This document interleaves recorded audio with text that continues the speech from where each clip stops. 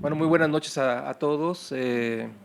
Bienvenidos a todos los residentes, todos los socios en esta tercera reunión de la Sociedad Mexicana de Urología. Les extiendo un cordial saludo a los que nos ven en todas las redes sociales, a todos los socios y los residentes que están conectados. Y aprovecho, para no tener un poquito más de tiempo, darle la bienvenida a los residentes de de reciente ingreso a la especialidad de urología. Muchas felicidades. Esperemos tener a muy buenos urólogos en este año. Paso la palabra a la doctora Brenner para que nos lea el acta anterior. Gracias. Buenas noches. Se procede a la lectura del acta correspondiente a la segunda sesión académica mensual ordinaria de la Sociedad Mexicana de Urología, Colegio de Profesionistas AC, llevada a cabo en modalidad híbrida. Siendo las 19 horas del 19 de febrero del 2026, se llevó a cabo dicha reunión con la siguiente orden del día. Se lleva a cabo la sesión académica mensual de residentes a cargo de la doctora Jennifer Estefanía Reyes Alcaraz, el doctor Gerardo Tena González Méndez y la doctora María Fernanda Chein Vázquez. Y como profesor invitado la doctora Grisel Hernández Martínez, con la presentación del caso clínico por el doctor Héctor Jafid Hurtado Rangel del Hospital General de México. Se anuncia que no existieron ganadores del concurso de estudios diagnósticos ya que no se obtuvieron respuestas correctas. Se da la bienvenida a la sesión mensual por el presidente de la Sociedad Mexicana de Urología, el doctor Ricardo Alonso Castillejos Molina. Se procede a dar lectura del acta de la sesión mensual académica anterior, siendo aprobada, y se realiza lectura de la correspondencia. Se da la bienvenida a la sesión académica mensual del mes de febrero por parte del doctor Alejandro Hernández Méndez. Se inició el duelo de titanes, manejo de incontinencia post-prostatectomía, esfínter urinario artificial versus sling transobturador ajustable. Hablando sobre el esfínter urinario artificial, el doctor Oscar Arturo Suárez Fernández de Lara, y sobre el sling transobturador, la doctora Grisel Hernández Martínez. Posteriormente se realizó un panel de discusión eligiendo la mejor terapéutica en cáncer de próstata hormonosensible, conformando el panel del doctor Alejandro Alías Melgar, la doctora Perla Pérez Pérez y el doctor Mario Alberto Ponce Viveros, moderando los casos clínicos el doctor Rodrigo Pérez Becerra. Se dijo que la incontinencia urinaria es la complicación más devastadora de la cirugía prostática y se llega a presentar hasta en un 25% de los pacientes post-prostatectomía, y para tratarla se tienen dos opciones: el esfínter urinario artificial, hablando en específico del AMS 800, que es el estándar de oro, y se utiliza para incontinencia leve a severa, incluso en pacientes radiados. Y por otro lado, el sling transobturador, indicado para incontinencia leve a moderada en pacientes que tengan buena función esfinterana residual y con contracciones del detrusor suficientes, aunque estos tienen tasas mayores de complicaciones. Se mencionó que el cáncer de próstata localmente avanzado es una enfermedad con características clínicas e histológicas agresivas, que requiere de una precisa etapificación pretratamiento. El uso del PET-CT con PSMA brinda un 40% más de precisión que los estudios convencionales. El cáncer de próstata localmente avanzado es el preámbulo a una enfermedad metastásica. Por tal motivo, el tratamiento tiene que ser más agresivo en pacientes con expectativa de mayor a 5 años. En casos seleccionados con expectativa de vida corta, el ADT como monoterapia puede ser una opción viable. El tratamiento del cáncer de próstata localmente avanzado es multinodal, siendo la radioterapia y la prostatectomía radical los dos pilares del tratamiento. Sin embargo, la combinación de la radioterapia radical más ADT y la intensificación del tratamiento con abiraterona suele ser la opción más utilizada, ya que la prostatectomía radical en estos casos puede ser poco factible y se asocia con mayor morbimortalidad. Se dijo que un factor predictor de falla a distancia es la presencia de ganglios positivos. Si un antígeno postoperatorio sale en 0.5, se tiene el 60% de probabilidad de tener un PET positivo, y cuando se encuentra en un rango de 1 a 2, tiene una probabilidad del 80%. Ante un cáncer de próstata hormonosensible metastásico, sincrónico, de alto volumen y de alto riesgo, se puede considerar dar duplete o triplete junto con radioterapia para disminuir riesgo de fractura y dolor, y como tratamiento en resistencia a la castración se podrían dar inhibidores PARP, radio 223 o lutecio. Sin embargo, aún no está estandarizado el tratamiento, pero es fundamental determinar las mutaciones en los genes de recombinación homóloga. Finaliza la sesión académica con la sesión de preguntas y respuestas y se entregan los reconocimientos al panel de expertos. Gracias, doctora Brenner. A continuación votaremos el acta de la sesión anterior. Todos los que están a favor, por favor, levanten la mano. Los que están en contra. Se aprueba el acta de la sesión anterior. Continuaremos con la lectura de la correspondencia. En esta ocasión tenemos 3 cartas.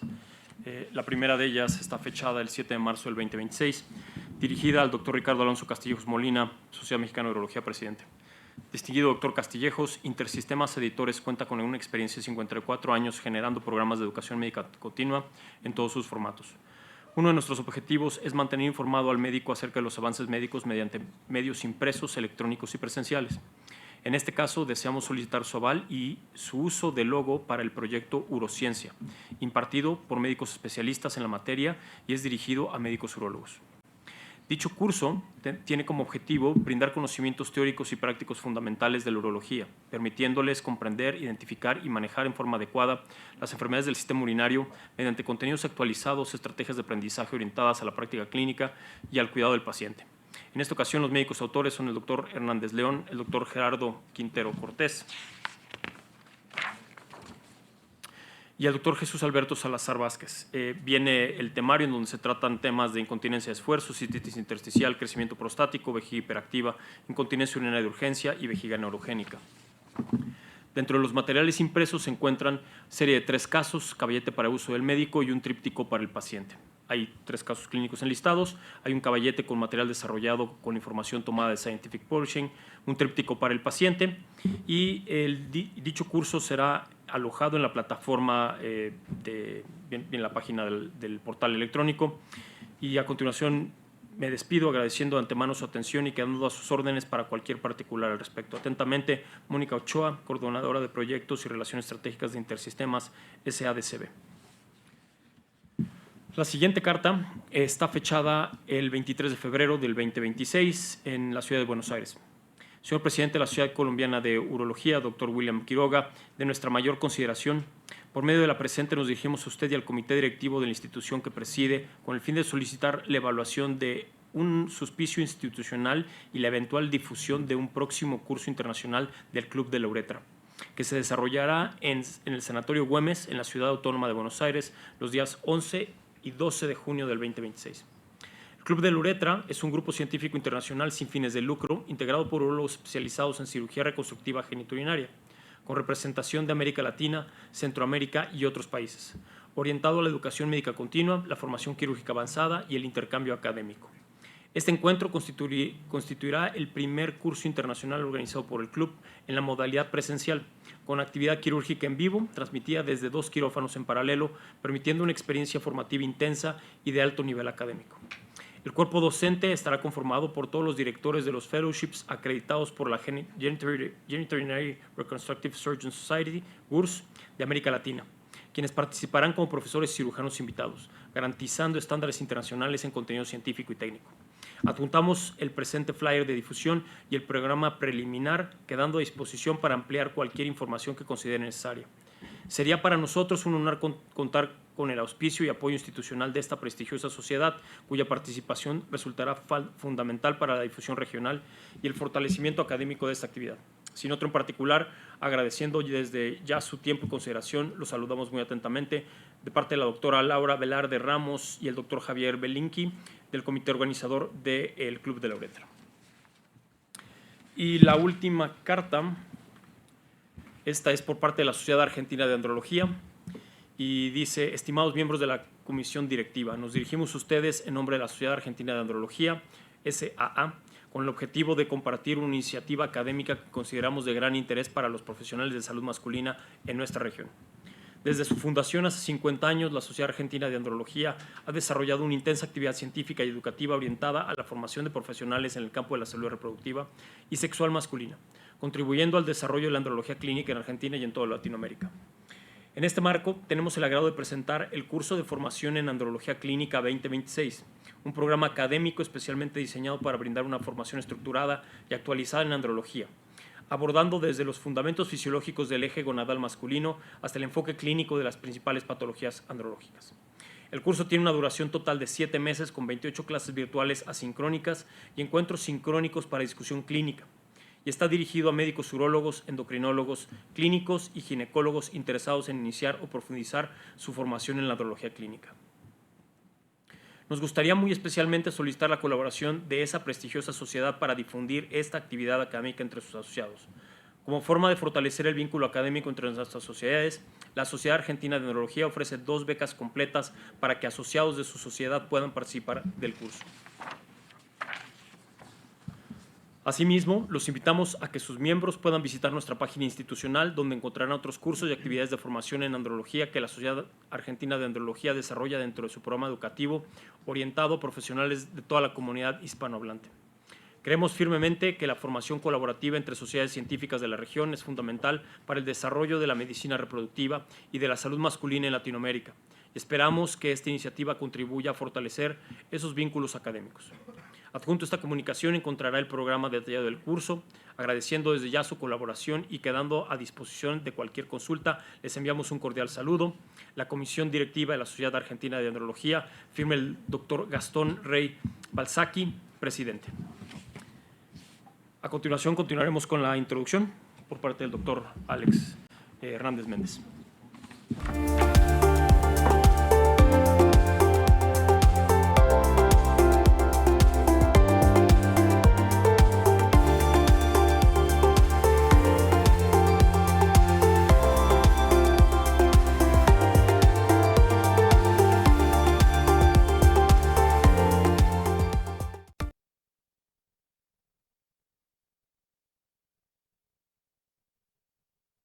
Muy buenas noches a todos y bienvenidos a la sesión académica mensual de marzo. En esta ocasión quiero agradecerle al laboratorio Johnson & Johnson por el apoyo y el auspicio para esta actividad académica de educación médica continua. El día de hoy tendremos de manera inicial un duelo de titanes, como es característico en esta gestión, entre un andrólogo y un neurólogo oncólogo, quienes nos van a convencer si es factible hacer el reemplazo hormonal con testosterona en pacientes bajo vigilancia activa. ¿A favor o en contra? A favor estará el doctor Axel Alberto Cayetano Alcaraz, él es el coordinador del capítulo de andrología de nuestra sociedad, y en contra el doctor José Jesús Cendejas Gómez. Posteriormente tendremos una plática magistral en voz del experto definiendo seguridad cardiovascular y eficacia en pacientes con cáncer de próstata. Y para ello nos acompaña desde Colombia el doctor Nicolás Villarreal Trujillo, urólogo oncólogo reconocido en toda Latinoamérica. Pues vamos a empezar recordando que tenemos un QR en el cual les pido que lo vayan escaneando para que interactúen con nosotros. Nuevamente muchísimas gracias a Johnson por su apoyo. Y empezando con este duelo de titanes, quisiera preguntarles ustedes qué piensan. ¿Reemplazarían con testosterona a un paciente que esté en vigilancia activa? ¿Están a favor o están en contra?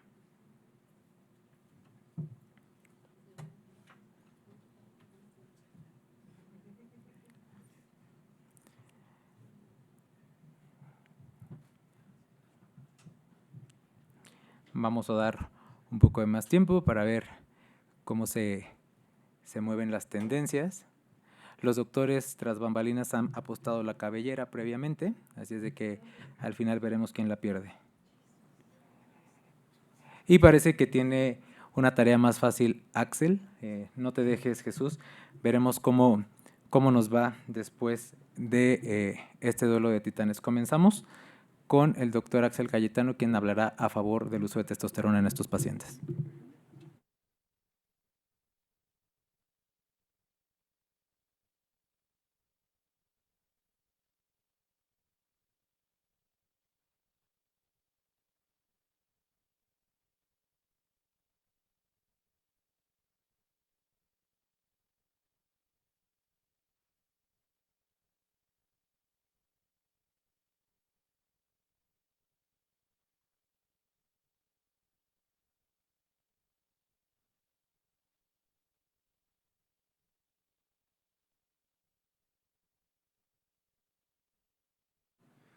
Muy buenas noches, gracias por la introducción. Vamos a empezar con la evidencia. Sabemos que el propósito de la vigilancia activa es evitar tratamientos radicales, ¿no?, para proteger la calidad de vida, pero existe un dogma histórico de que dar testosterona es igual a alimentar el cáncer de próstata, ¿no? El costo oculto que no vemos es el hipogonadismo, donde hasta el 25% de los pacientes tienen deficiencia. La pregunta es, ¿podemos restaurar la calidad de vida del paciente sin comprometer su seguridad oncológica? Yo creo que la inacción no es inofensiva. O sea, proteger al paciente de un sobretratamiento quirúrgico pierde su propósito si permitimos que su deterioro hormonal no se trate y no construya su bienestar. Ahora, sabemos que hay muchos casos anualmente y hasta un 20% caen en el grupo de bajo riesgo. Un 60% en algunos estudios entran a vigilancia activa y hasta un 29% de estos pacientes, de acuerdo a datos reales, tienen hipogonadismo. Nos da una población estimada tan solo en Estados Unidos de 6,000 pacientes al año. Ahora, voy a presentar 6 razones. La primera es el cambio de paradigma que hubo con el mito de 1941 de Huggins and Hodges, donde se interpretó que de manera lineal estaba relacionado dar testosterona con un crecimiento tumoral, algo exponencial, infinito, lineal, ¿no? Pero la realidad cambió desde los 2000 con Morgenthaler, cuando demostraron el modelo de saturación. Es cierto que a niveles muy bajos y dando testosterona hay un incremento importante de la masa tumoral, pero llegado a un punto que es muy bajo, 250 nanogramos por decilitro, ya no hay más estímulo. Se llega a un punto de saturación. El punto número 2 es que existe una barrera prostática, es decir, que hay una microregulación dentro del entorno prostático que aunque incrementen los niveles externos de testosterona séricos, no va a haber un incremento proporcional dentro de la próstata. Tercero, hay seguridad oncológica a nivel poblacional. Por ejemplo, este estudio de 999 pacientes, donde las tasas de biopsias no fueron diferentes entre los que usaban TRT y los que no. Ninguna muerte relacionada con cáncer de próstata. Hay un registro nacional sueco de 38,570 pacientes, donde la TRT se asoció a un menor riesgo de desarrollar cáncer de próstata agresivo. Y el que más me gustaría mencionar es el estudio poblacional del CIR Medicare, donde compararon los resultados oncológicos de la terapia de testosterona en vigilancia activa. Refleja la verdadera práctica del mundo real. Y después de un cribado meticuloso, con una corte de 6,825, con grupos bastante parecidos, grupos sin testosterona y con testosterona, lo que evidenció es abrumador. Uno de ellos es que el estar con la terapia de reemplazo con testosterona disminuyó el riesgo de progresar un tratamiento activo en estos pacientes en comparación con los que no. 2, no hubo ninguna muerte específica asociada al tratamiento con la TRT. Y tercero, que la mortalidad global no hubo ninguna diferencia significativa. Y el análisis multivariado demostró que lo que incrementaba o lo que impulsaba el riesgo clínico era la biología del tumor, es decir, un PSA alto y la propia edad y comorbilidades del paciente. La TRT no aumentó el riesgo de progresión a terapia activa ni empeoró la mortalidad en estos pacientes. 4. La seguridad oncológica y la calidad de vida. Hay estudios comparativos donde en pacientes con deficiencia de testosterona en vigilancia activa y se vio que comparados con los que no tenían TRT, la tasa de progresión era similar entre todos los grupos y la estabilidad del puntaje de Gleason se mantuvo similar, sin cambios significativos en el antígeno prostático y con un protocolo de monitoreo estándar, ¿no? Se corroboró el modelo de saturación y también se mejoró al 100% la calidad de vida de los pacientes. Por lo tanto, podemos reescribir las reglas, ¿no?, de la salud masculina. Uno, que se demostró la seguridad de esta terapia en esta población. Hay un dogma que está refutado, no es como echarle gasolina al fuego, y es cierto, se necesitan ensayos clínicos aleatorizados para estandarizar este tipo de tratamientos. Gracias.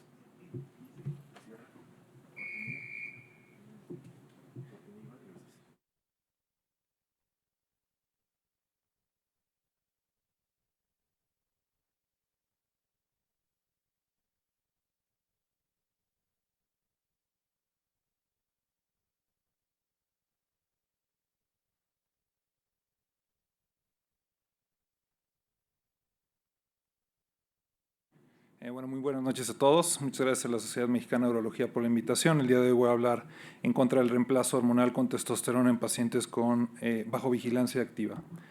Bueno, el problema clínico. Conforme aumenta la edad, aumenta la incidencia de déficit de testosterona, así como el diagnóstico de cáncer de próstata. Como dijo Axel, no es infrecuente que las dos entidades coexistan. Hasta un 31% de los pacientes diagnosticados con cáncer de próstata pueden llegar a tener deficiencia de testosterona y hasta un 16% de los pacientes candidatos a vigilancia activa.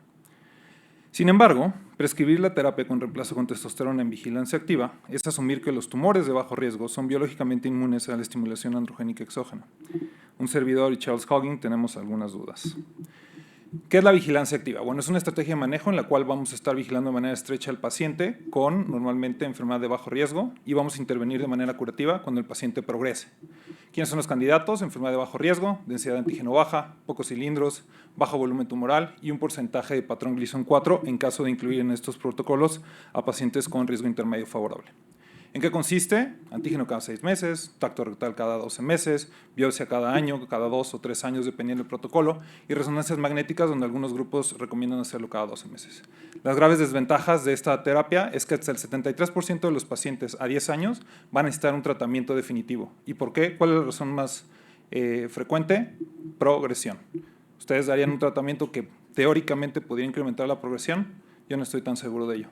Existe también una carga durante el seguimiento, con el paciente acudiendo a consultas, antígenos, tactos rectales, biopsias y resonancias magnéticas, lo cual va a ocasionar un gasto familiar, ansiedad, y la ansiedad es un tema muy importante, ya que es la segunda causa de abandono de la terapia de vigilancia activa. La testosterona puede elevar o modificar los niveles de antígeno prostático, con lo cual incrementar probables biopsias y ansiedad en los pacientes. Y por último, el riesgo de subestimación. Si de por sí ya estamos sometiendo al paciente a un riesgo de estar tratando con vigilancia un cáncer biológicamente que pudiera ser más agresivo, ¿ustedes agregarían un factor adicional como la terapia androgénica? Aquí vamos a hablar un poco de la relación entre el receptor andrógenos y el cáncer de la próstata. Es el elemento central en la progresión del cáncer de próstata. Al unirse a los andrógenos, como testosterona y dihidrotestosterona, va a regular procesos claves en la progresión, como es proliferación celular, diferenciación celular y supervivencia celular. ¿Qué guías lo recomiendan? Guía europea, guía americana. Guía europea menciona uso cauteloso de testosterona. Guía americana, decirle al paciente que no existe evidencia para hacer un cálculo de riesgo-beneficio en los pacientes. ¿Qué dice el NCCN? Los andrógenos están contraindicados en pacientes con cáncer de próstata en vigilancia activa u observación. ¿Qué dice la Sociedad de Endocrino?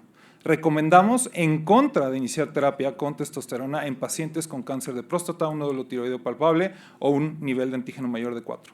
Vamos a ver por qué es que no lo recomiendan. Vamos a empezar con los estudios prospectivos randomizados. No existen. ¿Qué estudios tenemos? Tenemos estudios retrospectivos, que son 5, y sumados no llegan ni siquiera a 300 pacientes. Esto no es información suficiente para dar una recomendación de empezar terapia androgénica. El seguimiento sabemos que es una enfermedad indolente y el seguimiento apenas supera los 4 años. ¿Qué dice una revisión sistemática? Ni siquiera lograron hacer un metaanálisis. Evaluaron vigilancia activa, cirugía y radioterapia. Las conclusiones controversiales.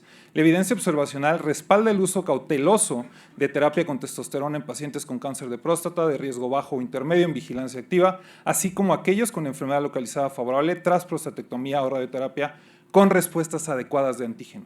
La ausencia de estudios prospectivos reduce la certeza sobre la seguridad oncológica. Por un lado, una recomendación cautelosa, por otro lado, no es oncológicamente seguro, como nos comentaron. El estudio SER, perfecto, el estudio SER es un estudio poblacional donde evaluaron 9 años de seguimiento en una de las bases de datos poblacionales más grandes del mundo y solamente encontraron 167 pacientes en terapia de reemplazo con testosterona en vigilancia activa, comparado con casi 7,000 en el otro grupo. ¿Y qué fue lo que encontraron? La conclusión más grande fue terapia de reemplazo con testosterona tuvo un menor riesgo de requerir otros tratamientos. Es obvio que hay un sesgo de selección. Además, la terapia no es solamente le conlleva un riesgo oncológico al paciente, sino que también existe toxicidad cardiovascular. Esto está demostrado en un trial del New England llamado TRAVERSE, donde se evaluó la seguridad cardiovascular de los pacientes en terapia androgénica. ¿Y qué identificaron? Hay más arritmias, más fibrilación auricular, más tromboembolismo pulmonar y más lesión renal aguda. Hay una simetría y un desbalance en el equilibrio en cuanto a los beneficios y los riesgos de la terapia. Beneficios subjetivos, mejorías documentadas pero variables, ligero aumento en la libido, reducción marginal de la fatiga, mejoría moderada de la masa muscular, ningún impacto comprobado en sobrevida global. Riesgos, que aumentemos la actividad del receptor estrógenos, Existen reportes, sí, observacionales, que existe un riesgo de progresión del 0 hasta el 32%. Vamos a aumentar arritmias, fibrilación auricular, tromboembolismo pulmonar. El alivio de síntomas benignos no justifica el riesgo oncológico en estos pacientes. Gracias. Pues vamos ahora con el contrapunto de cada uno. Empezamos otra vez con el doctor Axel. Sí.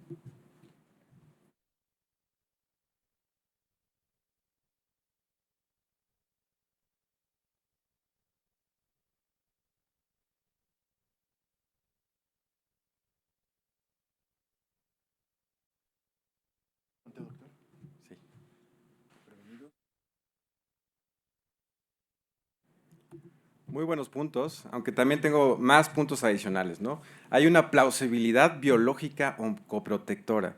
Niveles bajos de testosterona se ha demostrado en varios estudios que son factores de riesgo independiente para cáncer pobremente diferenciado y una reclasificación a estados más agresivos. Sabemos que niveles normales mantienen la diferenciación celular prostática, inhiben la progresión tumoral.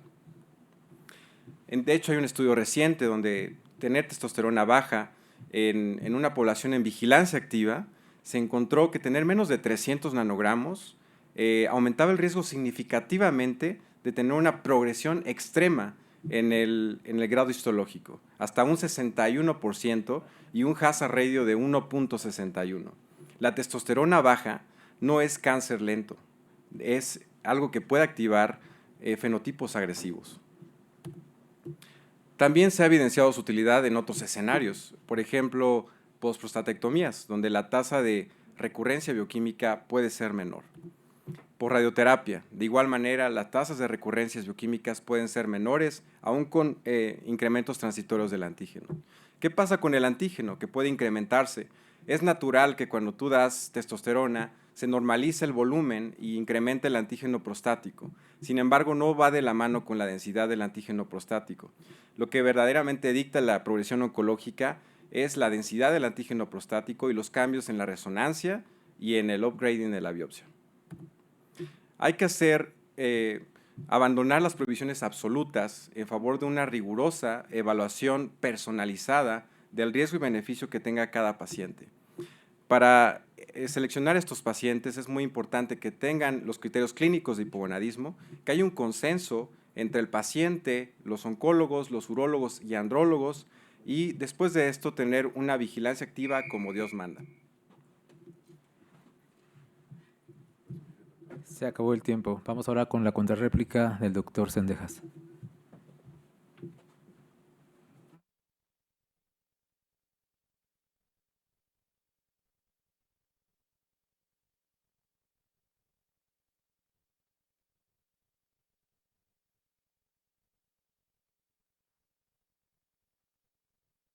Muy bien, bueno, ahora les voy a hablar un poquito acerca de un par de pilares del por qué estamos recomendando este tipo de terapia en cáncer de próstata.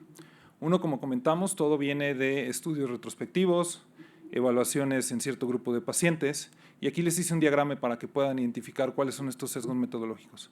Pacientes incluidos en estos estudios habitualmente no son pacientes que de inicio, una vez que se diagnostican con cáncer de próstata y se someten a una vigilancia activa, van a empezar con la terapia de reemplazo de testosterona.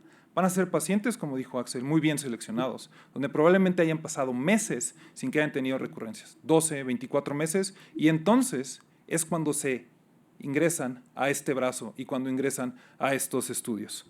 Cuando ya sabemos que habitualmente estos estudios retrospectivos van a seleccionar pacientes con tumores menos agresivos, lo que hace que la terapia con reemplazo con testosterona parezca más segura de lo que probablemente realmente sea.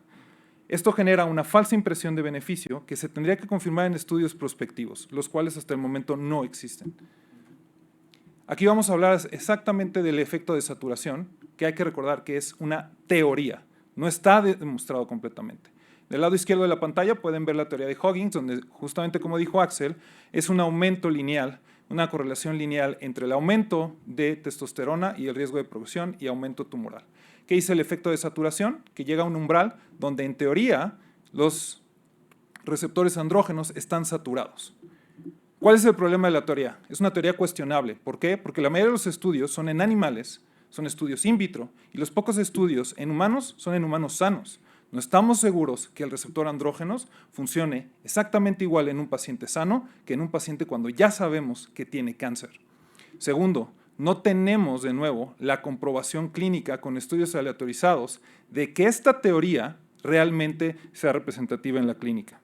Seguro no significa libre de riesgo, los estudios son limitados, retrospectivos e insuficientes para cambiar la práctica. Pues muchas gracias a nuestros dos titanes. Vamos a darles un fuerte aplauso a los dos, que creo que tuvieron una muy buena batalla.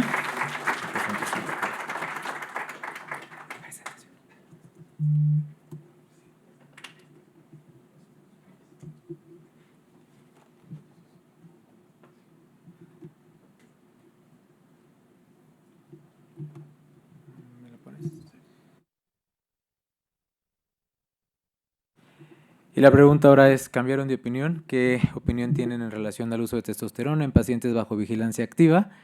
¿A favor o en contra?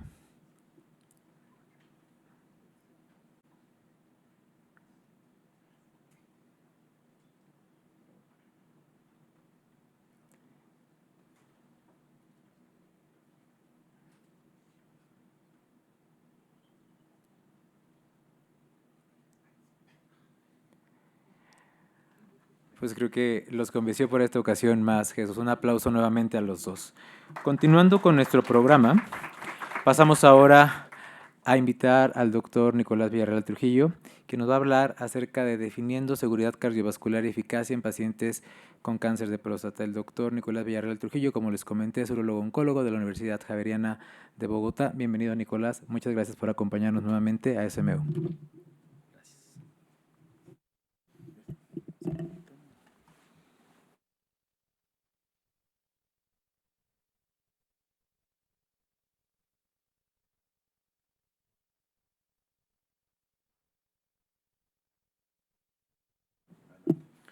Bueno, muchas gracias por la invitación. Siempre es mi segunda vez acá y me impresiona todo el auditorio y la preparación. Y bueno, y esas conferencias anteriores, felicitaciones a los dos. Son esas conferencias que habla el uno y uno va, este va a ganar, habla el otro y uno se cambia de bando y va uno cambiando frente, va hablando el uno y el otro. Y el día de hoy vamos a hablar un poquito del mismo tema que se venía hablando, la seguridad cardiovascular en pacientes con cáncer de próstata y algo de eficiencia en el tratamiento en pacientes con cáncer de próstata. Entrando nuevamente en el tema, este es el doctor Scali, él fue el premio Nobel de Medicina en 1977, y para hablar de riesgo cardiovascular, pues nos tenemos que hablar de que los atañe y es el bloqueo hormonal, y es el hipogonadismo que producimos secundario al bloqueo hormonal. Él, digamos que se ganó el premio Nobel, hizo una purificación de los análogos en 1971, medicamentos que utilizamos hasta la actualidad, y se empezaron a utilizar estos medicamentos en 1980.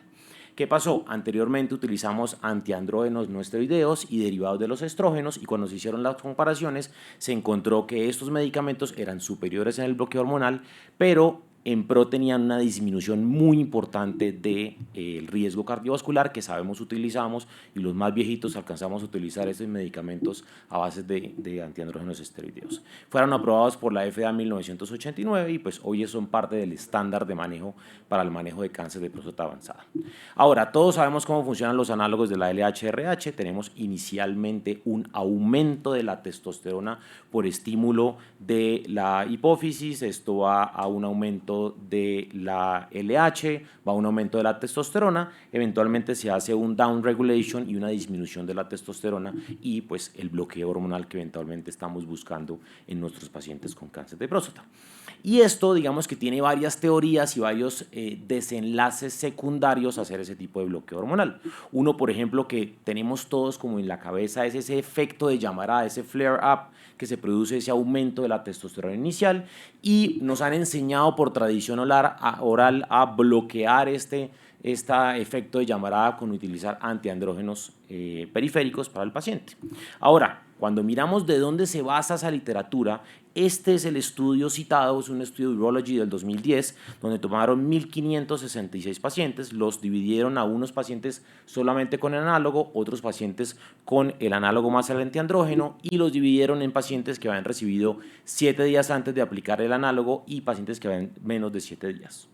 Oh sorpresa, el estudio no mostró una diferencia estadísticamente significativa entre los eventos secundarios producidos por el efecto de llamarada.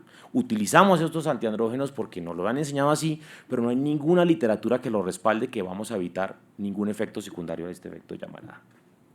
Ahora, ¿qué pasa? Hacemos el bloqueo hormonal, tratamos pacientes por largo tiempo, hacemos castraciones indefinidas y esto tiene unos efectos secundarios mayores, sofocos, pérdida del deseo sexual, disfunción eréctil y todos los efectos secundarios del hipogonadismo. Aquí viene un trabajo muy bonito que creo que no se va a repetir, es una publicación del Journal of Urology, donde teníamos 2 pacientes gemelos idénticos, uno en ADT, con cáncer de próstata, otro no tuvo cáncer de próstata y vemos claramente la diferencia entre el uno y otro, cómo se produce una sarcopenia y una obesidad, y esta es la imagen de la tomografía. El de la izquierda es un paciente eugonádico, miren cómo se ven los músculos robustos versus la capa de grasa del paciente, y a la derecha tenemos el paciente que está hipogonádico con una disminución de la testosterona, disminución de los músculos, sarcopenia y aumento de la grasa. Ahora, hay 2 teorías grandes de por qué el ADT puede aumentar el riesgo cardiovascular. La primera es todo el problema del hipogonadismo. Al yo tener un hipogonadismo, voy a producir una resistencia a la insulina, voy a producir una hiperglicemia, dislipidemia, síndrome metabólico y todo lo que sabemos que viene secundario al hipogonadismo, y pues era el tema que se estaba hablando anteriormente, que tratamos de evitar haciendo reemplazo de testosterona. Sin embargo, arriba a la derecha tenemos un mecanismo que no se conoce muy bien y es una teoría, y es que pareciera ser que el análogo de la LHRH tiene un efecto directo sobre la placa ateromatosa. Esta es la teoría de esto. Hay 2 teorías de por qué puede producir problemas. A la izquierda, cada vez que ponemos el análogo producimos un pequeño efecto de llamarada. Ese efecto de llamarada puede activar las plaquetas que eventualmente van y atacan la placa ateromatosa, hace una inestabilidad y eso eventualmente produce un infarto agudo de miocardio, un derrame cerebral, un evento cerebrovascular isquémico, etc.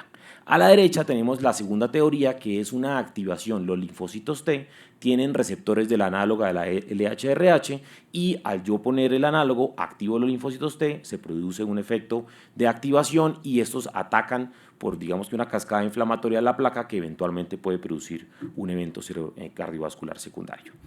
¿Y de dónde nos basamos de esto? Basamos, digamos que algunos estudios que nos han mostrado un aumento del riesgo cardiovascular en el bloqueo con ADT. Eso es un estudio del doctor D'Amico, donde tomó 3 series grandes del RTOG de Estados Unidos y canadienses, y oh sorpresa, lo que encontró es que el riesgo de infarto agudo de miocardio es independiente del tiempo que el paciente haya recibido el ADT. Esos son pacientes a la izquierda, miren la línea azul, son pacientes que han recibido 6 meses de tratamiento contra no tratamiento, que es la línea amarilla, y la línea gris es pacientes que tienen menos de 65 años. A la derecha son pacientes que han recibido 6 meses contra pacientes que han recibido 3 meses, y el riesgo de infarto agudo de miocardio es el mismo, es decir, con una sola aplicación ya estamos produciendo el efecto cardiovascular secundario que pudiera ser no solamente por el hipogonadismo a largo plazo, sino por esa teoría de activación del sistema inmunológico y daño de la placa. Ahora, otro efecto secundario muy importante que hay que tener en cuenta es que cuando yo bloqueo al paciente, el paciente se queda bloqueado. Este es un estudio donde se hizo una comparación de 18 meses de ADT versus 36 meses en pacientes con alto riesgo llevados a tratamiento con radioterapia. El estudio mostró que no había una diferencia y por eso hemos disminuido el tiempo que damos ADT y bloqueo hormonal con análogo en pacientes con radioterapia en enfermedad de alto riesgo, y lo podemos disminuir inclusive hasta 18 meses, pero lo más bonito de esto está en el suplemento. Este es el suplemento donde vemos una gráfica que está en la parte suplementaria del artículo, donde nos muestra el tiempo a la normalización de la testosterona. Yo tengo a ese paciente, le doy bloqueo hormonal y miren que la línea amarilla o naranja es pacientes que habían recibido 18 meses, se demoran 3.6 años en lograr volver a tener la testosterona en rangos normales, y la línea azul son pacientes que habían recibido 36 meses, se demoran 6.6 años en recobrar la testosterona a valores normales. Es decir, el paciente se queda como pegado al tratamiento y al resultado y se quedan hipogonádicos por largo tiempo. Entonces, aquí puede haber un efecto secundario de riesgo cardiovascular al yo tener un hipogonadismo por largo tiempo. Ahora bien, aparecieron los antagonistas en pro de mejorar este tipo de cosas. Este es el estudio pivotal del Degarelix, donde compararon pacientes manejados con Leuprolide contra Degarelix. Y, oh sorpresa, abajo ustedes van a ver el recuadro, las muertes secundarias al tratamiento. Llama la atención en el lado de la derecha, que es el Leuprolide mensual que se utilizó durante 12 meses, el 4% de los pacientes tienen una muerte cardiovascular secundaria versus un 2%. Acá inició, digamos que toda una serie de estudios retrospectivos, metaanálisis, para tratar de mirar si había realmente un riesgo con el análogo versus el antagonista, y se encontró, miren la gráfica de la izquierda, eso es una revisión sistemática, que encontraron que pacientes que no tenían historia cardiovascular, el riesgo era casi cero, versus pacientes que sí tenían riesgo cardiovascular, como yo podía empeorar y desencadenar esos efectos secundarios. Después se intentó hacer un estudio prospectivo, este es el diseño del estudio PRONOUNCE, donde se intentó hacer un estudio pues, de más el número de pacientes. La meta eran 900 pacientes, lastimosamente terminaron y digamos que suspendieron el estudio en reclutamiento en 544 meses. La razón de esta es que no hubo una diferencia estadísticamente significativa a favor del Degarelix, y pues esto obviamente llevó a que los autores suspendieran el estudio en vista de que no tenían ningún resultado. Apareció después de esto el Relugolix. Este pues es un medicamento oral antagonista del LHRH utilizado muy frecuentemente en Estados Unidos. Vemos que funciona muy bien para el tratamiento de los pacientes y, oh sorpresa, encontramos una diferencia estadísticamente significativa a favor del antagonista con una disminución de los eventos cardiovasculares. Miren, a la derecha les tabulé en los riesgos mortales, es 2 veces menos riesgoso el antagonista que el análogo, y si vemos pacientes con antecedentes de MACE, que quiere decir Major Cardiovascular Events, que tengan riesgo de que antes hubieran tenido eventos cardiovasculares, el que no hubiera tenido riesgo con el análogo versus el antagonista es 2 veces, y el que hubiera tenido riesgo es 5 veces. Ahora, esto es el análogo, ¿ok? Entonces ya tengo un paciente pues, que tiene cáncer de próstata, es de edad avanzada, porque los pacientes de cáncer de próstata pues, son de edad avanzada, ya tienen su riesgo cardiovascular dados por la edad, comorbilidades, y yo le estoy sumando un tratamiento de hipogonadismo con ADT, y en este caso con lo que más utilizamos en el día, que es con análogos. Ahora bien, ¿cuál es el impacto de añadir un ARPI al manejo de cáncer de próstata avanzado? Es decir, sumo yo toxicidad cardiovascular en estos pacientes, y pues vamos a empezar a ver algunos estudios que nos muestran que sí, que el ARPI tiene un efecto adicionado de toxicidad cardiovascular. Esto es un análisis post-hoc del estudio Titan que ustedes conocen, que es de apalutamida más ADT versus ADT. Es una gráfica muy pesada, quiero que miren la parte de arriba y veamos que la gran mayoría de pacientes, el 70% de los pacientes tenían antecedentes de eventos cardiovasculares anteriores, y ahí los dividen en los pacientes que habían tenido antecedentes y que estén tomando medicamentos para esto, y pacientes que no tenían ningún tipo de antecedentes. Lo primero es ver si esta toxicidad añadida me disminuye la supervivencia de los pacientes. Si yo tengo un medicamento muy bueno para controlar el cáncer, pero pues eventualmente fallece desde el punto de vista cardiovascular, pues no estoy haciendo absolutamente nada y pues la curva no se va a abrir muy bien. En la parte de abajo ustedes van a ver a la izquierda son pacientes con antecedentes cardiovasculares, en la mitad con antecedentes cardiovasculares tomando medicamentos para esto, y a la derecha pacientes sin antecedentes. Si ustedes miran las curvas, las rojas son pacientes en tratamiento con intensificación con apalutamida, y vemos que hay una diferencia estadísticamente significativa a favor del brazo de apalutamida. ¿Qué quiere decir? Obvio, aumento el riesgo cardiovascular y ya les voy a mostrar cuánto es, pero sigo siendo mejor que dar solamente ADT. No es lo suficiente como para yo decir, bueno, no tiene un antecedente cardiovascular, yo no lo voy a intensificar, pues porque obviamente la enfermedad pues va a llevar al paciente a la muerte. Pero lo que sí vemos es que el riesgo de eventos de supervivencia es superior dándole tratamiento intensificado.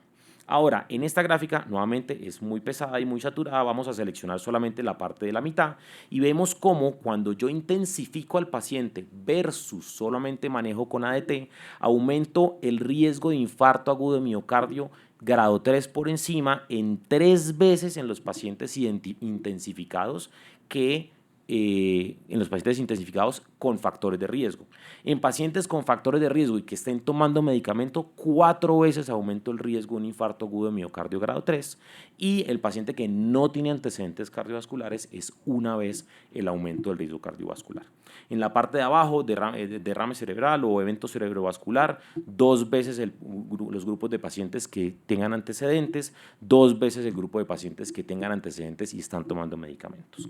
Entonces, como conclusión, lo que nos está mostrando este estudio es el ADT tiene un riesgo cardiovascular y sumarle el ARPI le suma casi en 2 veces el riesgo cardiovascular a este paciente encima del ADT.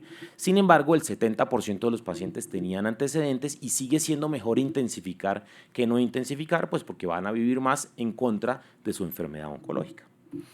Ahora, eso es apalutamida, o sea, establecimos que hay un riesgo cardiovascular adicional del ARPI, en este caso el estudio con apalutamida. Vamos a compararlo con el resto de moléculas que hay en el mercado. Esto es una diapositiva presentada el año pasado, que es el metaanálisis del STOP-CAP, donde buscaron y lo presentaron en ASCO Genitourinario del 2025 y lo que miraron es cuál es el beneficio en supervivencia de los pacientes con menos de 75 años y más de 75 años. En la parte de arriba vemos pacientes que tienen menos de 75 años y no había una diferencia significativa entre el tipo de intensificación que yo utilizara, fuera amidas como apalutamida, enzalutamida o fuera abiraterona. Versus en la parte de abajo sí hubo una diferencia muy importante y los pacientes intensificados con abiraterona no se beneficiaban ni en supervivencia global y se beneficiaban menos en supervivencia libre de progresión. El autor de este estudio dice, de pronto el efecto cardiovascular secundario de la abiraterona puede tener problemas en cuanto a mejoría de supervivencia celular y se puede como comer ese beneficio extra en contra de la enfermedad del cáncer de próstata.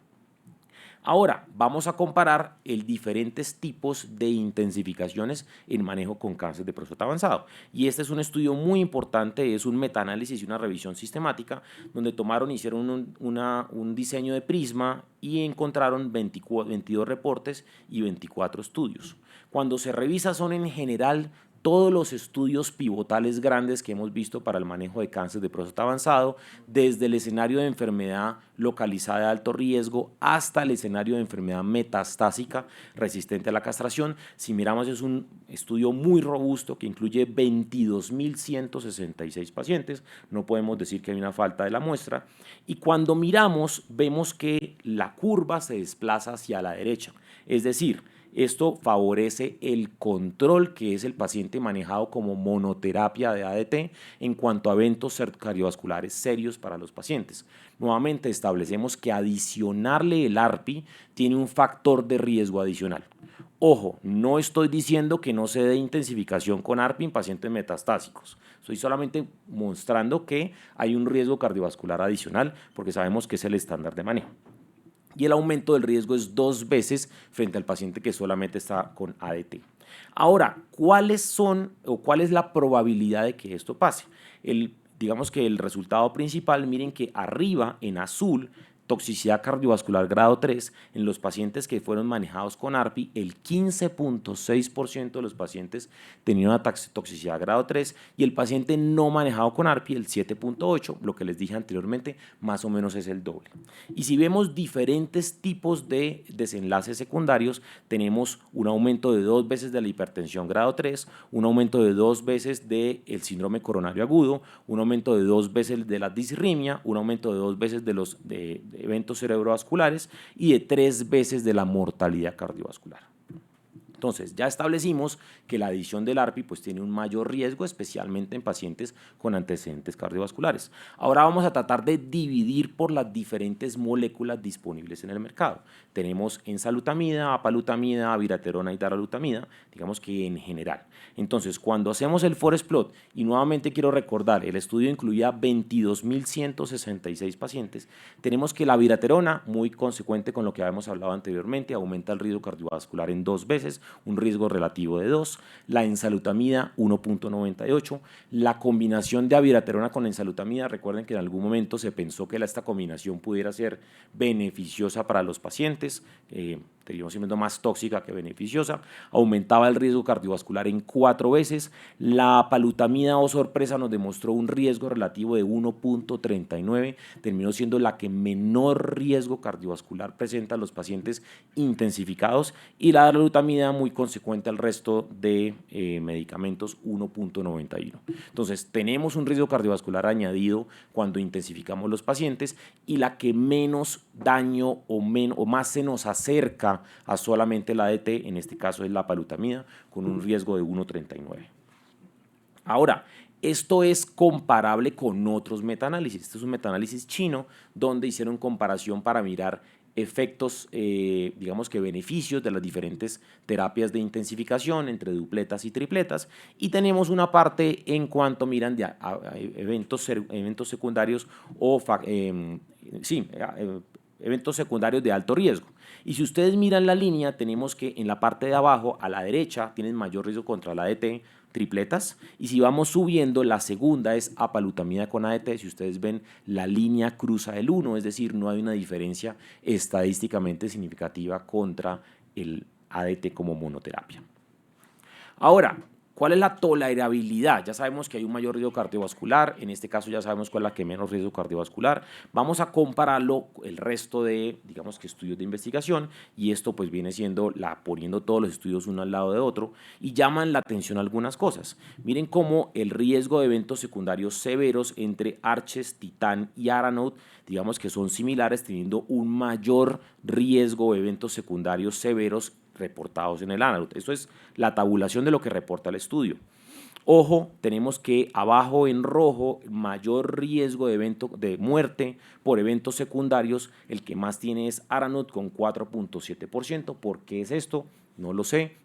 Leyendo y estudiando para esta conferencia, pues yo pongo interrogación, ¿será que esa muerte por eventos secundarios será por riesgo cardiovascular? No lo sé. Miren que la tasa de descontinuación es muy similar entre las moléculas, 7.2, 8 y 6.1. Y llama la atención otra cosa, arriba a la derecha, miren cómo todos estos pacientes tienen tratamiento con ADT. Sabemos que la ADT produce oleadas de calor en la gran mayoría de pacientes, y hay oleadas de calor severas. Como Arches y Titan reportan un 20 y pico % de oleadas de calor, y Aranaut nos reporta 9.2. No les sé la respuesta, pero algo no cuadra en cuanto a un paciente que tiene que estar recibiendo ADT, y ese ADT pues va de la mano de análogos de la RLH-RH. Ni hablar obviamente de la toxicidad de la quimioterapia. Aquí no estamos hablando ni metiendo la quimioterapia. Este es el comparativo a la izquierda de Arasens, que es tripleta de darolutamida con quimioterapia. A la derecha el estudio Titan, y en el recuadro les tengo los eventos grado 3, grado 4, que sin duda pues son superiores o son mayores de un 66% contra un 49%. En el grupo de pacientes tratados con tripleta, en este caso con quimioterapia, pues es de la mano que ese exceso de toxicidad pues va secundario al tratamiento con la quimioterapia. Ahora, ya hablamos de riesgo cardiovascular, tenemos digamos que una conclusión, el ADT aumenta el riesgo cardiovascular, pero lo tenemos que dar a nuestros pacientes. Importante ese paciente con antecedente o con MACE previo, de pronto una valoración con medicina interna, de pronto una valoración con cardiología sería muy importante. En esos pacientes, sobre todo, voy a intensificarlo, la molécula que menos evento cardiovascular adiciona en este caso es la apalutamida, y ahora vamos a tratar de comparar cuál es mejor que otra. No tengo una respuesta, son comparaciones indirectas, pero vamos a tratar de hacer algo de comparación de eficacia. Tenemos lo que está de moda, que es el estudio Aranaut, pues todos lo conocemos, es un estudio 2:1 de darolutamida más ADT versus placebo más ADT. Llama la atención el número de pacientes, son 669 pacientes. La razón de esto es que es un estudio diseñado para ver supervivencia libre de progresión radiográfica y eso hace que la muestra sea más corta y el tiempo de seguimiento sea más corto. Esto es un diseño en pro de tener resultados rápidos, tratando de buscar un desenlace subrogado y poder tener resultados rápidos, versus el resto de moléculas que hicieron pues, el trabajo completo de hacer un trabajo con supervivencia global. Sin duda tenemos una mejoría en supervivencia libre de progresión radiográfica, 70 contra 52%, creo que esto no hay duda, un HR 0,54. También llama la atención cómo dan placebo en el escenario donde ya sabemos que el estándar de manejo es una intensificación. Ahí viene un problema hasta ético, diría yo. Pero ¿qué pasa cuando miramos supervivencia global? Vamos a esos mismos 24 meses y nos encontramos que no hay una mejoría en supervivencia global en los pacientes intensificados con darolutamida. Ahí la respuesta es, 1, el tiempo es corto, 24 meses no es el tiempo suficiente para yo determinar que tengo ese dato. Sin embargo, recuerden que el 70% de los pacientes eran pacientes de alto volumen que rápidamente progresan, especialmente en el brazo placebo. 2, que el estudio no fue diseñado para la supervivencia global y pues no tiene el poder estadístico para esto. Esto es cierto, pues no fue el diseño, pero quiere decir que nunca me van a dar resultados de supervivencia global, pues porque el diseño no tiene, el estudio no tiene ese diseño estadístico y es por eso que cuando ustedes miran las guías, la recomendación de dar dupleta con darolutamida es 2B y no categoría 1, porque no tiene este resultado. Vamos a compararlo contra la competencia, que en este caso es apalutamida. Ese es el análisis primario de apalutamida a 24 meses en supervivencia global, donde tenemos un HR de 0,67 y una diferencia estadísticamente significativa de 82% contra 73% en los pacientes intensificados con apalutamida. Entonces tengo una molécula que a 24 meses me muestra resultados y que cardiovascularmente en teoría es superior. Ahora, si no tengo un estudio que me compare 1 a 1, pues vámonos a esos estudios de vida real retrospectivos, pues porque no lo tenemos y probablemente no lo vamos a tener. Ese es un estudio fase 3 retrospectivo, donde de vida real, donde tratamos de comparar pacientes tratados con el esquema de Titán y pacientes tratados con el esquema de Aranaut, donde se trató de mirar a 24 meses cómo era la evolución de los pacientes. Si ven, tenemos en la cohorte de apalutamida 1.460 pacientes, pues es un medicamento que ya lleva por lo menos 7 años en el mercado, y a la derecha tenemos la cohorte de darolutamida, donde tenemos 287 pacientes, pues es el medicamento más nuevo. Oh sorpresa, encontramos que a los 24 meses tenemos una diferencia a favor de la apalutamida, 92 contra 85.8%. Es un estudio de vida real, obviamente con todos los sesgos epidemiológicos que puede tener, pero pues es un nuevo dato que nos está sumando a que tenemos una molécula que pudiese tener mayor eficacia y menor riesgo cardiovascular. Por último, hay otra forma de hacer, digamos que, comparaciones indirectas. Tenemos desenlaces subrogados. Así como la supervivencia libre de progresión radiográfica es un desenlace subrogado en teoría de supervivencia global, tenemos el resultado del PSA a los 6 meses. Ese es un estudio clásico del SWOG de la doctora Maha Hussein, donde en la época de ADT como monoterapia encontró que el paciente que llegaba a menos de 0.2 de antígeno prostático tenía una supervivencia muy importante, miren, de 75 meses contra el paciente que no lograba esa disminución del antígeno prostático. Es decir, tengo un biomarcador que fácil, económico y rápido me dice cómo le va a ir a ese paciente y me está llamando la atención de él va a progresar, esté más encima de ese paciente o tranquilo, le va a ir muy bien. Digamos que es el estudio, hay muchos estudios de vida real tratando de comparar esto. Este es uno de los más nuevos, presentado en ASCO del 2025, que es la cohorte del Ironman, que es una cohorte donde diferentes países participan y digamos que entregan información de diferentes pacientes. Esta cohorte tiene más de 5.000 pacientes, en este caso se incluyeron 1.219 pacientes. Tenemos que el 75% de estos tienen cáncer de próstata metastásico de nuevo y el 25% son pacientes que habían sido tratados previamente por enfermedad localizada. ¿Qué tenemos? A los 6 meses a la izquierda van a ver el 52% de los pacientes intensificados logran un antígeno prostático por debajo de 0.2 y a los 12 meses el 68% lo logran. Ahora, no hay diferencias estadísticamente significativas entre los diferentes tipos de tratamientos. Un dato muy importante. Lo más importante es intensificar. ¿Y qué encontramos? Nuevamente, el mismo punto de 0.2 es el factor más importante para ver la evolución de los pacientes. A la izquierda, supervivencia global, tenemos que los pacientes que llegan a menos de 0.2 son las curvas verde y naranja, donde tenemos una supervivencia por encima de los 48 meses, y el que no llega, miren, 29 meses. A la derecha, supervivencia libre de progresión radiográfica, nuevamente nos muestra una diferencia estadísticamente significativa, y esto es independiente de la molécula que yo use. Es decir, si yo uso cualquier molécula y llego a ese 0.2, a ese paciente le va a ir súper bien. Si el paciente no llega a 0.2, a ese paciente no le va a ir bien. Ahora, este factor en el forest plot terminó representando el factor más importante de pronóstico oncológico, más que el valor del antígeno prostático, más que el tipo de metástasis, si era de hígado, si era visceral, si era de huesos, más que la fosfatasa alcalina y otros factores. Es decir, es el factor más importante y nos predice que en 5 veces el riesgo de progresión de la enfermedad. ¿Qué quiere decir esto? Pues si yo tengo una molécula que me baja el antígeno a menos de 0.2, pues tengo una molécula superior si lo logra más que una.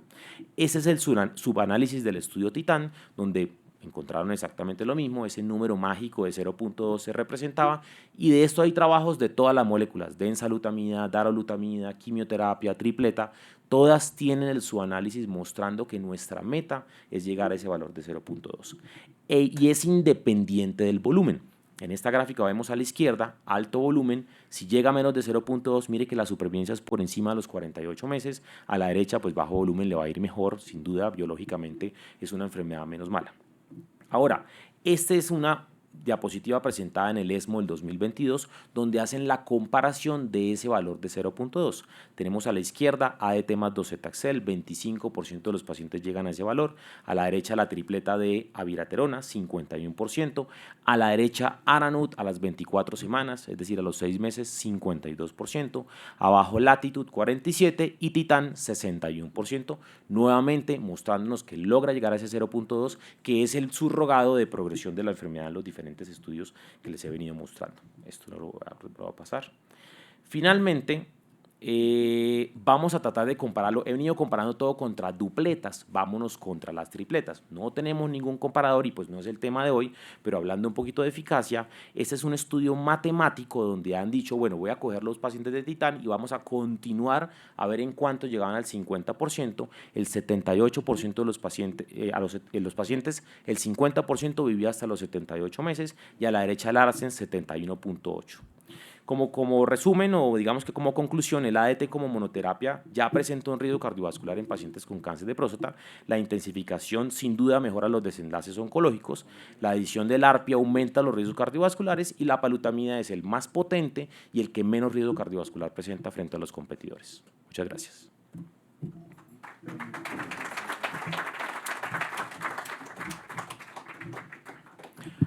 Muchas gracias, Nicolás. Tenemos algunas preguntas del auditorio en línea.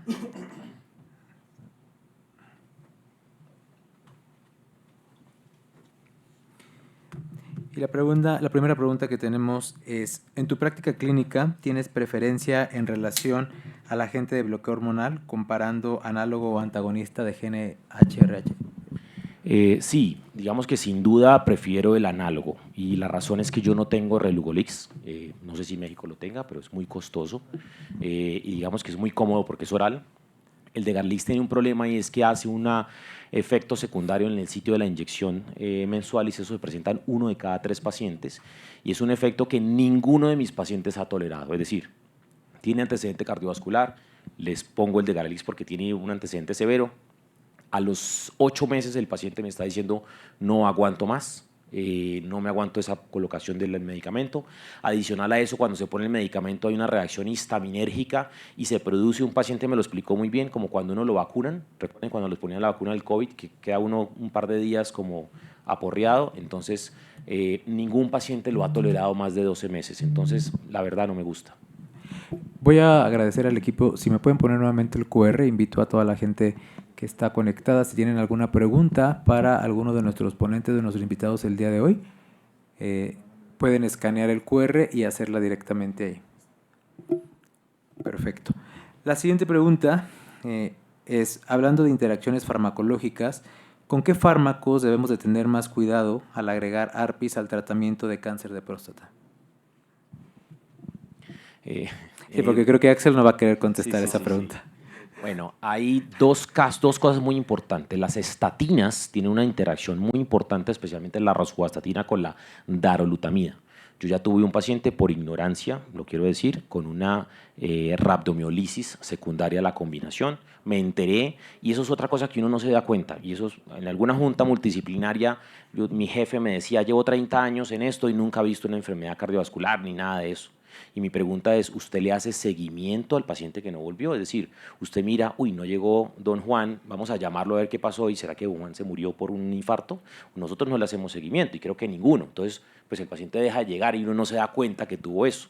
Este caso logró llegar, me contó que estuvo en la UCI con una rhabdomiolisis, que le hicieron diálisis, etcétera. Entonces, daro más estatinas es una combinación que no se puede dar.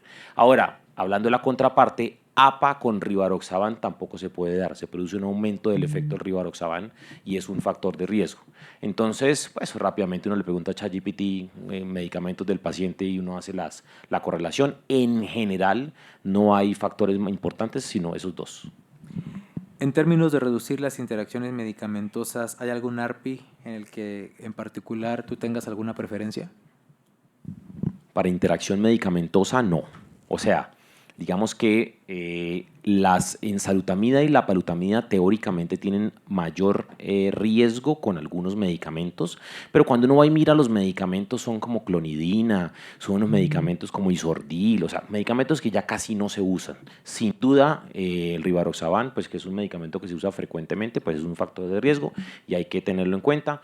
Y la contraparte, en este caso, de darolutamida con las estatinas, que son medicamentos frecuentes.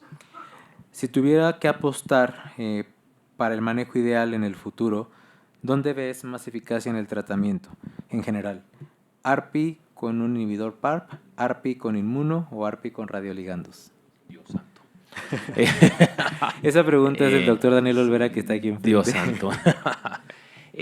A ver, ARPI con radioligandos, tenemos una nueva publicación del PSMA Addition, el PSMA4, y ha dado resultados que nadie se estaba esperando, y nadie se los estaba esperando porque el paciente en el escenario de sensible a la castración tiene menos enfermedad, y al tener menos enfermedad, cuando yo le doy lutecio, la teoría es que el PSMA se va a ir hacia los sitios de expresión de PSMA frecuentes como el hígado y las glándulas salivales. Entonces se pensaba que se iba a ir hacia allá y eso iba a producir más toxicidad que beneficio.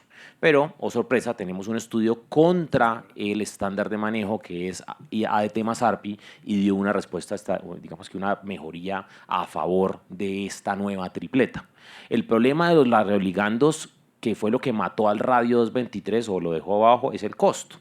Son medicamentos que valen $100,000 y pues dudo que todo sea para todos los pacientes y que todo el mundo vaya a tener acceso. Entonces, aunque teóricamente muy bueno, si fuera gratis, pues creo que se volvería el estándar de manejo, pero en la vida práctica creo que no va a ser para todo el mundo. Ahora, IPARP cada vez muestra mejores resultados, especialmente en el paciente BRCA mutado. Entonces, paciente BRCA mutado, especialmente BRCA2, los resultados son muy importantes. Algunas mutaciones del HRR le dan algo de preferencia, un RAD51, un PALB2, pero lo fuerte es BRCA2 mutado especialmente, y en esos pacientes vamos a terminar yéndonos más hacia una intensificación con ARP más IPARP. Creo que no puedo apostar por uno, creo que vamos a terminar seleccionando en pacientes uno u otro dependiendo de ciertas características. Aquí tenemos una pregunta para el doctor Axel. ¿Cuál sería la vía de administración preferida de testosterona? Creo que aquí no hay una vía preferida. Aquí la verdad es que se ajusta a las necesidades de cada paciente. Puede ser la que gusten, básicamente. O sea, el control, el seguimiento es el mismo. Aquí lo que importa es el contexto de la vigilancia activa, ¿no? Seguir con el protocolo como es recomendado. ¿Vale? Nos pregunta el doctor Mario Fletcher, y creo que esto también para el doctor Nicolás, ¿qué opina del reemplazo hormonal en pacientes por radical de próstata y radioterapia más ADT adyuvante en una enfermedad de alto riesgo? ¿Cuándo usted la iniciaría? ¿Qué Reemplazo opina del hormonal más reemplazo ADT? hormonal? Ajá, exacto, más ADT, adyuvante. ¿Qué opina del reemplazo hormonal en pacientes por radical de próstata y radioterapia? Más ADT, adyuvante en enfermedad de alto riesgo. ¿Cuándo la iniciaría? Me imagino que está preguntando parámetros de recurrencia, tal vez. No lo sé. No, pues a ver, pues, según entiendo, porque pues estoy asumiendo la pregunta, es un paciente que se fue llevado a cirugía, fue llevado a radioterapia después con ADT. Ese paciente se trató y probablemente lo que creo que es la pregunta va a quedar con bloqueo hormonal, porque les mostré esa curva donde el paciente se queda bloqueado. Me imagino que ahí es donde está pensando en hacer una suplencia hormonal. No hay ninguna literatura, no conozco ningún dato, de ahí digamos que vendría la teoría de si ese tiempo que se queda el paciente, entre comillas, hipogonádico, le da beneficio a la enfermedad. Hay una publicación de hace 15 días del doctor Spratt, digamos que publica mucho en cáncer de próstata en radioterapia, y mostró un trabajo donde con la radioterapia moderna y las dosis modernas no se necesita dar salvamento en conjunto con ADT. Es una publicación reciente, no es el estándar de manejo, pero pues estamos yéndonos hacia ese mundo donde la radioterapia está disminuyendo la dosis y el tiempo del ADT. Nos pregunta el doctor Wolfgang González que en los estudios que presentó sobre efectos cardiovasculares adversos mayores, si los pacientes tienen estrategias de prevención cardiovascular, por ejemplo, el uso de aspirina. No, esos trabajos son todos retrospectivos y lo que hicieron fue que cogieron los estudios pivotales y tomaron toda la información de los estudios pivotales y pues reportaron los resultados y no hay uno de esos. Yo estoy participando en un estudio multicéntrico, se llama el Radical PC, Prostate Cancer. Hay varios radicals, son varios brazos, un estudio canadiense, y el estudio donde yo estoy participando es tomamos pacientes que van a ser llevados con ADT y se divide, la mitad se va para el cardiólogo y la mitad no se va para el cardiólogo. La mitad se va para el cardiólogo, lo revisa y le hace unos controles y le trata de disminuir el riesgo cardiovascular, y la otra mitad pues es lo que haríamos, pues falta ver cuándo tengamos resultados. Y otra pregunta que tenemos es si los efectos cardiovasculares son similares a la farmacoterapia utilizando solo orquiectomía. Cuando se hace la comparación de la orquiectomía con los diferentes estudios, lastimosamente los que publican no hacen orquiectomía y los que hacemos orquiectomía pues no publicamos, entonces pues no tenemos esa información. La teoría diría que la orquiectomía no aumenta el riesgo cardiovascular más allá del hipogonadismo porque no hace ese estímulo en la placa termatosa que les mostré en la gráfica en la presentación. Sin embargo, la orquiectomía tiene un efecto secundario, es que aumenta dramáticamente la FSH por no haber testosterona, el hipotálamo trata de producir testosterona y lo que hace es que aumenta la FSH, y en algunos estudios en ratones, digamos que se cree que ese aumento de la FSH puede tener un estímulo y un daño cardiovascular, pero la verdad no lo sabemos. Pues agradecemos mucho a este panel de profesores, a los titanes que participaron en el debate del día de hoy, a Nicolás por acompañarnos y también a Johnson sobre todo por el apoyo continuo que nos han dado en la educación médica continua de los urólogos de SMU.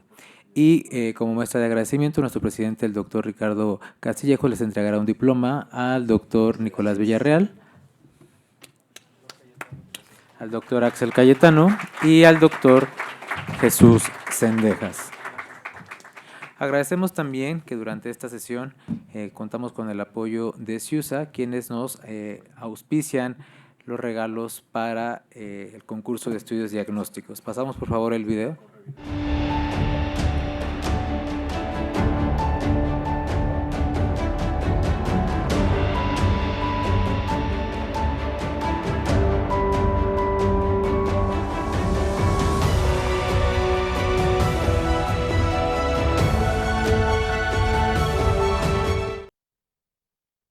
Vamos a poner mi presentación, por favor.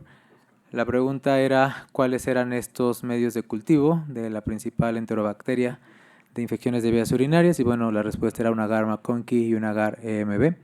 Los ganadores son, en primer lugar, el doctor Diego Villalobos Almanza, el residente del TEC de Monterrey. El segundo lugar es el doctor Víctor Hugo Linares Serrano del Hospital Licenciado Adolfo López Mateos, también residente. Y el tercer lugar, la doctora Graciela Roxana Roc de la Peña, también residente del TEC de Monterrey. El primer lugar se lleva como premio un Apple Watch. Segundo y tercer lugar, 50% en la membresía SMU. Creo que ya la pagaron, entonces pues no sé si se las podemos hacer retroactiva.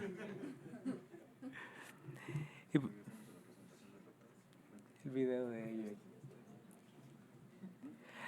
Y pues bueno, como parte de las actividades de educación y parte de las actividades internacionales que tenemos este año, a continuación vamos a presentar el programa para UA 2026, el simposio, el tercer simposio que realizará la Sociedad Mexicana de Urología, en esta ocasión en Washington. Adelante con el video, por favor.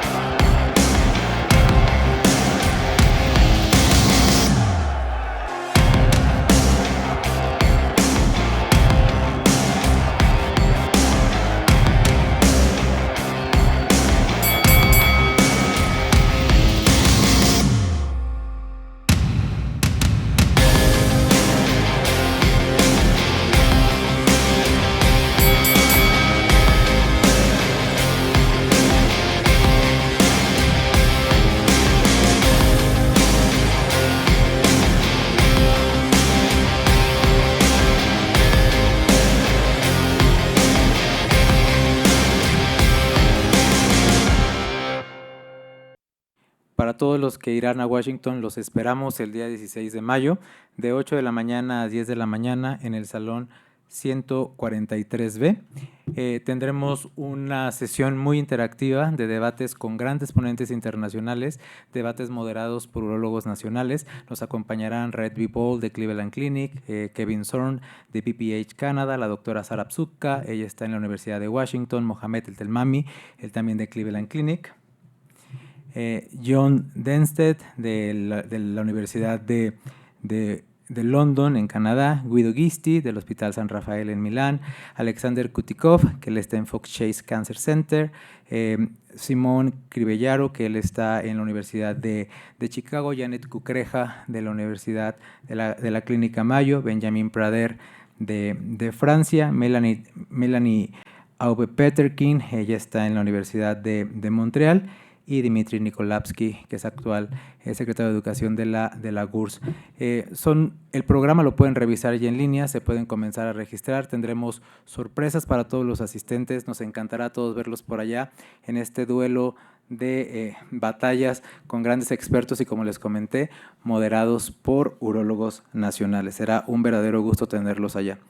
Y ya como último recordatorio, estamos creciendo en redes sociales, los invitamos a que nos sigan en estas nuevas plataformas, lo hemos estado mandando el mensaje de manera reiterativa en las últimas sesiones, podrán ver ahí algunos reels, los invito a que revisen y sobre todo también que se suscriban a las nuevas plataformas de comunicación, particularmente UroTalks, que está presente en Spotify, en Amazon Music, en YouTube y en Apple Podcast.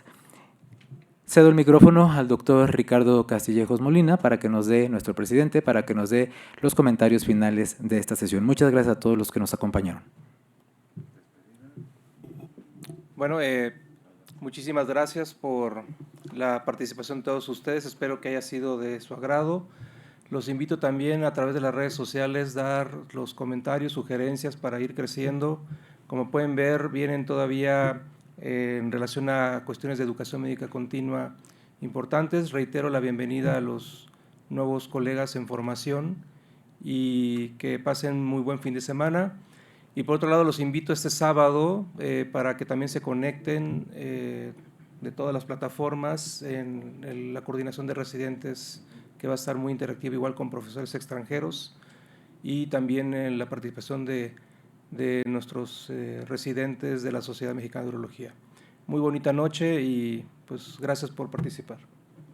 Y aprovecho, al laboratorio Johnson, ya ser reiterativo, porque si no, realmente no nos van a volver a apoyar, ¿no? Es broma. ¿Ok? Bueno, saludos a todos.